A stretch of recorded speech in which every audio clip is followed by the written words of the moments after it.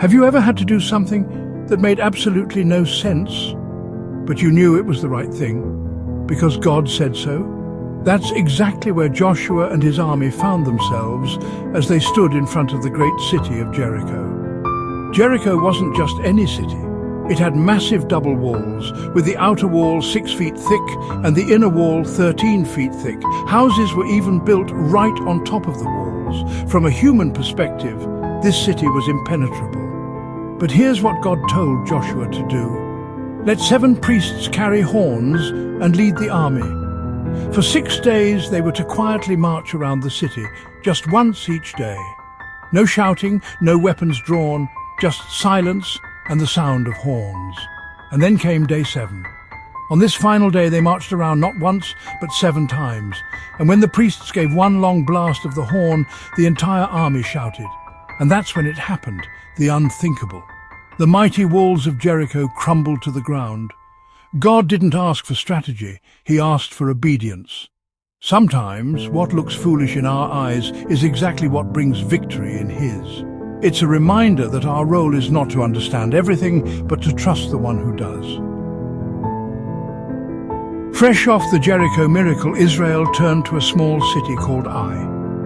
It seemed like a minor challenge compared to what they just faced, but something went terribly wrong. Israel lost. Why? Because someone had secretly disobeyed God.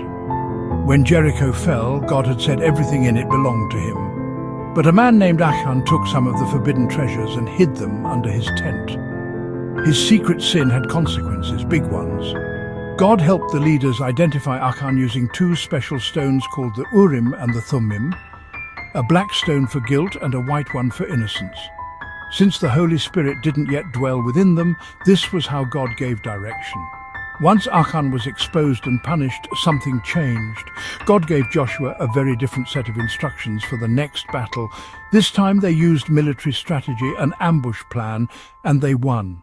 God was showing them. Sometimes he calls us to trust without understanding, and other times he uses the very talents he gave us.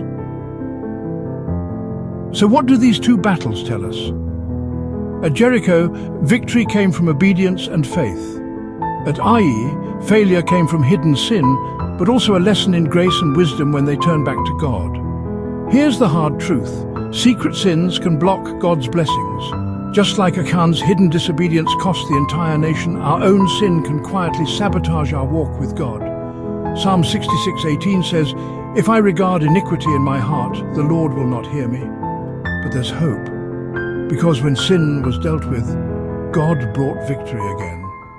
These battles are more than ancient war stories, they're mirrors. They remind us to obey when it's hard, to trust when it doesn't make sense, and to search our hearts for anything that might be standing in the way. God is always fighting for you when you walk in faith and deal with what's hidden in your heart. Follow him even when it doesn't make sense.